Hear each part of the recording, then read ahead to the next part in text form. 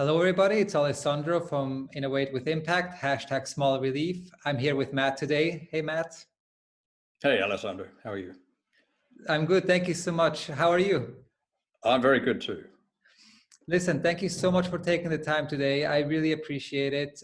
We have known each other for a little while. We actually met through the Innosuisse network. We'll get into that maybe later on as well. But before we get started, Matt, it would be really cool if you could quickly introduce yourself and tell us a little bit more about yourself and what you have been up to.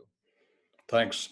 No, with pleasure. So I'm Matt Lanfear. I'm a business transformation consultant and executive coach, working with organizations that are scaling rapidly, so technology startups, and also executives who are leading transformation and change, or who are affected by transformation and change.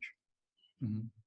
So, obviously we're living in super intense and interesting times. How has this affected you, and what's been going on in your life? What has changed? How have you been dealing with all these changes? How have the companies and startups that you're working with, how have they changed? Yeah, I mean, fortunately in the startup scene, we're very much used to virtual ways of working. So geographically dispersed teams working with online tools and so on. So my coaching, either through Innosuisse or through other channels, with startups in particular, has continued more or less seamlessly. So the startups have transitioned very well. And also on the sort of the corporate side, so executive coaching, a lot of that was previously done online, and now it's 100% online, but that has also transitioned very well. What I see though with things like big corporates, financial institutions on business transformation, I think a lot of organizations at the moment are looking to see or get a view on how long will this last? Is this a 3 to 6 month problem, or is it 9, 12, 18-month problem? I think there's probably going to be a significant wave of restructuring for financial institutions and corporates. We're not necessarily seeing that right at the moment, but I'm sure that will come in the coming months. Absolutely. I have actually just recently seen you give a very great presentation, and I was super impressed about developing mental toughness. Would you mind getting into that a little bit and telling us more about that? With pleasure. So developing mental toughness, the mindset to thrive in a VUCA world.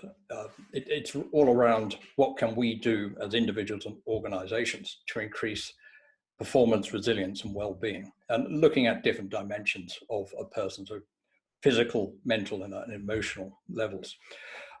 Very important for everyone, even pre-COVID, times were challenging, but I think what with the accelerated pace of change and disruption, it's very unsettling for a lot of people, and these volatile, uncertain, complex, and ambiguous environments can be very challenging for people to adapt to quickly, very unsettling. So high levels of stress and anxiety, and I think everyone can benefit from simple ways to sort of help work on their mindset, and simple and practical tools to reduce stress, reduce anxiety, and increase sort of physical well-being. I mean, I think this is a super interesting topic, and I think it's great that you're putting out this message and that you're helping people out there developing this, and also sharing all of your experience that you have gathered. I know this is, a tough question to ask, but, given that we give people a bit of an introduction in what it is that you do, is there one particular piece of advice that you could share, especially in these times right now, that you think could help people, especially with this, and maybe also something that would introduce them to then maybe connect with you on that front as well? I think, first off, just to become aware of how events are impacting you personally. So quite often people, they're dealing with a difficult situation, they ruminate on that situation, and there's a lot of negative self-talk, self-perception. So first off, just become aware of what you're saying to yourself, and try to reframe it. So it's not the end of the world. It's don't catastrophize. So don't take something out of all proportion, and then believe that it's happening now. So some future situation, and assume the worst is happening now.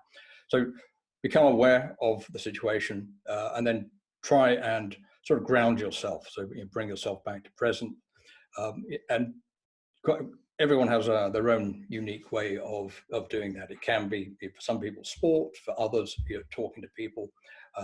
Breathing techniques are very, very useful for resolving or helping reduce anxiety. But there's probably something that everyone does that is a source of strength for them. So you find that as a starting point. Mm-hmm. Absolutely. I cannot agree more. You don't have to convince me. I'm a big fan of breathing, meditation, and yoga techniques. It has definitely helped me as well, also in these difficult times. And I think if I remember correctly, I even heard you talk about the Wim Hof method, right? Absolutely. It's a great one for breath control in particular, but also great for controlling stress response, anxiety response. So Wim Hof, popularized by the man himself, combines exposure to cold, breathing, so controlled breathing, and also commitment, so challenges to oneself, and it's very powerful. So putting oneself in a controlled way into uncomfortable situations and learning to deal with those and to embrace them and thrive with them.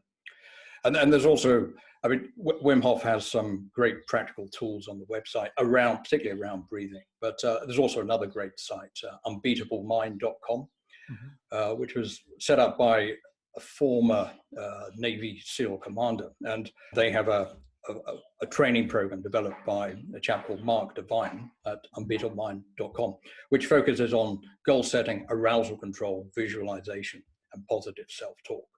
So these are very practical tools and strategies that you can bring into your day-to-day life that help you in a stressful situation. Reground yourself, control your breathing, reduce anxiety, and then plan what is your next step. I'm super happy that you're sharing this, and I really hope that people who watch this video will pay some attention to this advice. I can only highly recommend it. Do you also take cold showers? I do. Once you get into the routine, it becomes quite addictive. And after a certain number of days, you no longer think about it. It's not a torture. It's actually great for mental clarity. And certainly if people are interested in understanding more about their mental toughness, there's a great tool called the MTQ Plus, so Mental Toughness Questionnaire Plus, developed by AQR International, which is an academically robust tool for assessing mental toughness along the dimensions of control, commitment, challenge, and confidence. So one is able to understand where they are in terms of sort of their own mental toughness, and where do they perhaps need to develop, and what are some practical tools and strategies to develop. Thank you so much for sharing this. We'll definitely, post this video obviously on YouTube and on LinkedIn, and we'll do everything we can to get this as much exposure as possible. And thank you for sharing your message, Matt. I think it's a really powerful one, and I think it's definitely one that we need to hear right now. It's something that can help everybody. Maybe one last fun question. What's the first thing you're going to be doing once the lockdown ends? I'm spending a lot of time, as we all at the moment, in my home office. I think getting out, hopefully the weather will be sunny, with friends, with family, enjoying a good steak and some red wine. Could not agree more. And maybe you and I can grab a beer one day and then hang out. That would be nice. With pleasure. Great. All right, Matt. Thank you so much again. And I look forward to seeing you again very soon. Ciao. Ciao.